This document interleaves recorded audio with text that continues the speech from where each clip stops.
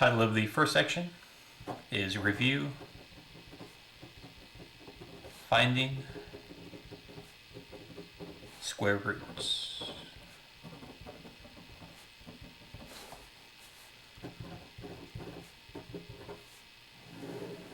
In this section, we'll review finding square roots, which again is simplifying radicals.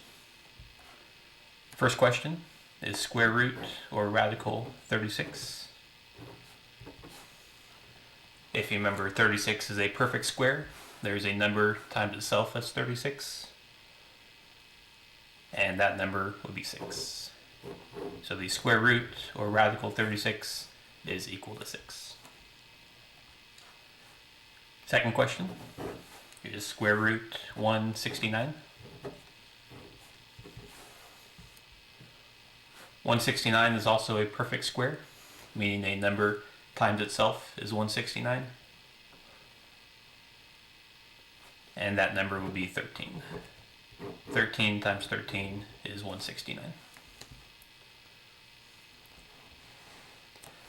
Next square root has a negative sign outside the radical, and then inside the square root a fraction 1 over 9. We cannot take square roots of negative numbers, but if the negative is outside the radical, that means our answer will be negative.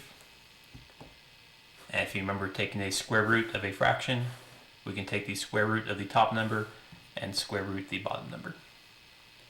The square root of 1 would be 1, since 1 times 1 is 1. And the denominator 9, the square root would be 3, since 3 times 3 is 9. Bringing the negative over again, the answer would be negative 1/3.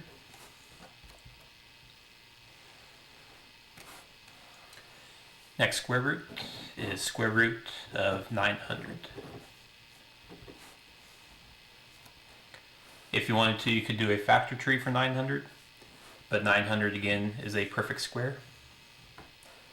The first digit, first number is 9. We can take the square root of 9, which would be 3. And if we have 2 zeros after that, that's kind of like a pair of zeros or a number times itself that gives you 2 zeros. And that would be 10 times 10, because 10 times 10 would be 100. And what we can do is bring over a 0 for a 10. So in this case, 30 times 30 would be 900.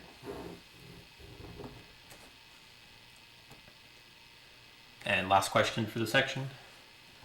A negative again outside the square root symbol. And inside we'll have a decimal 0.25. Again, we cannot take a square root of a negative number inside the radical, but if the negative is outside, we can bring the negative outside. Taking a square root of a decimal, if we ignore the decimal at the beginning and look just at the number 25, we could take the square root of 25, which would be 5. Since 25 has 2 numbers in the decimal spot, for square roots we'll take half of those decimals or pair them up, so we'll have a single decimal in our answer. So instead of 5 for the answer would be 0.5. 5 times 5 would be 25, but since we have 2 decimals, we'll have a single decimal number in our answer. So our final answer, bringing the negative over, will be negative 0.5.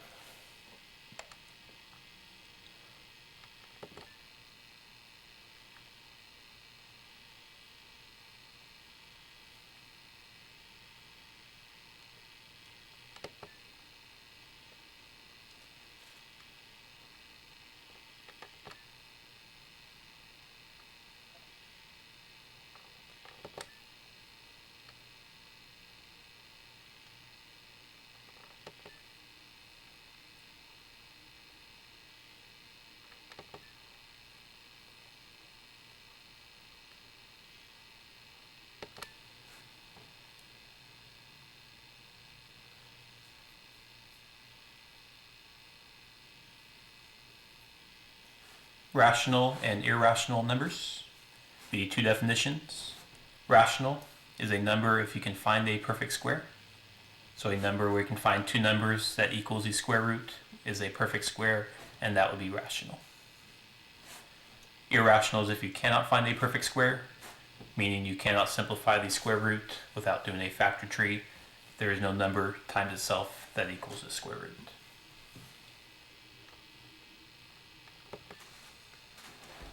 Title of the next section is State, Rational,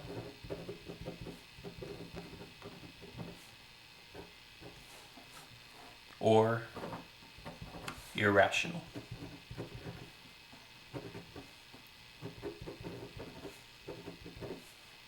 In this section, we'll look at square roots and determine if they're rational or irrational square roots. First question is the square root of 16. Looking at the square root of 16, if you wanted to, you could simplify this. The square root of 16 would be 4. And since we can find a perfect square or an answer to the square root of 16, that means the square root is rational.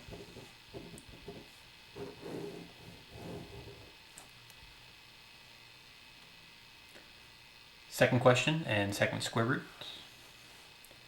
Have a negative outside the square root and inside the number 20.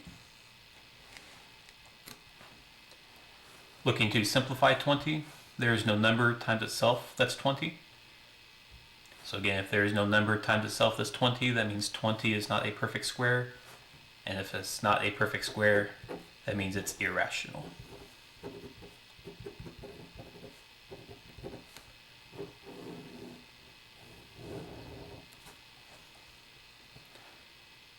Next question. Again, we have a negative outside the square root symbol. Inside is a fraction, which is 4 over 25. Looking at the fraction 4 over 25, again, square roots, you can think of two separate problems. The square root of 4, if you wanted to, would simplify to be 2, since 2 times 2 is 4. And the denominator 25 is a perfect square, which would be 5. The negative you can also bring over. So 4 over 25, since we can simplify both numbers, 4 and 25, that means the fraction is also a perfect square, which means the fraction is rational.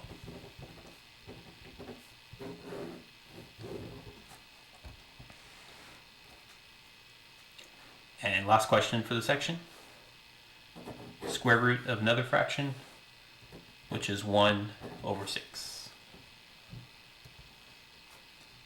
Again, trying to simplify this fraction. The numerator 1, if you wanted to, you could take a square root of, which would be 1, since 1 times 1 is 1. And the denominator 6, there is no number times itself that equals 6, so the square root of 6 would stay the same. When you have a fraction, if one or both of the numbers cannot be simplified or is not a perfect square, that means the original fraction or the original square root is irrational. Both numbers in a fraction have to be a perfect square for it to be rational.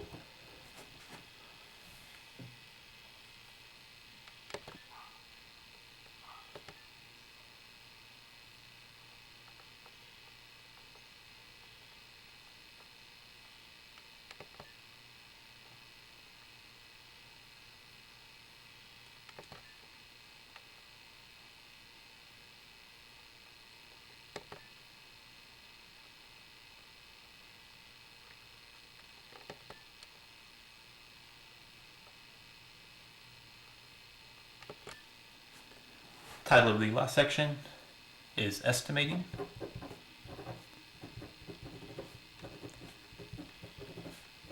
Irrational.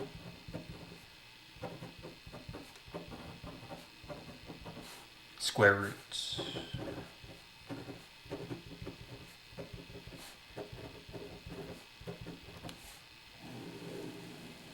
In this section, we'll estimate irrational square roots by finding which numbers they would be between.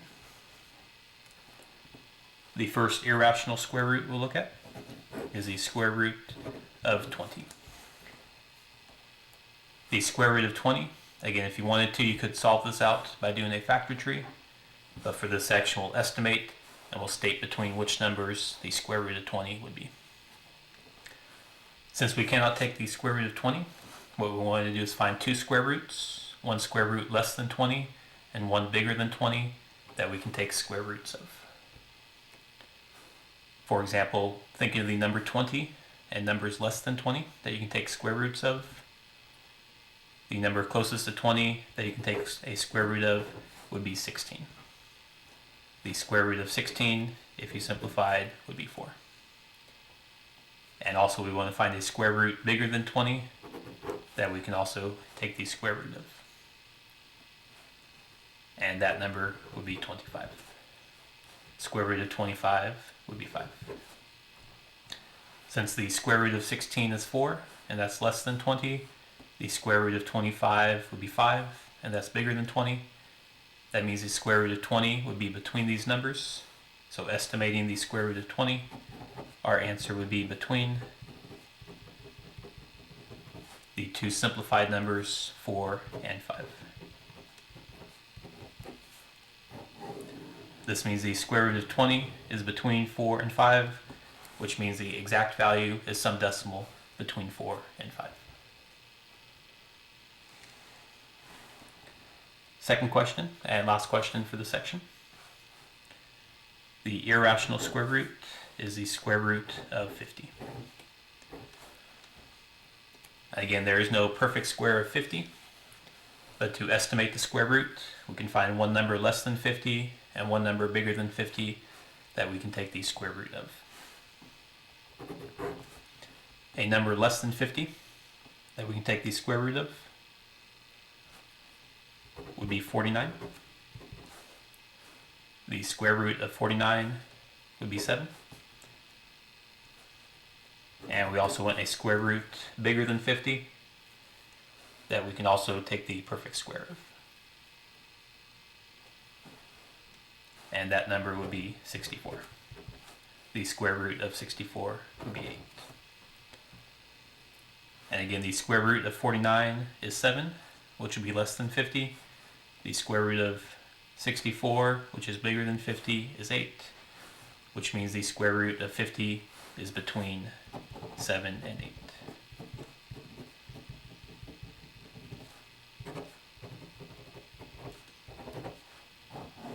And again, the square root of 50 is not a perfect square, but estimating it would be some decimal or some fraction between 7 and 8.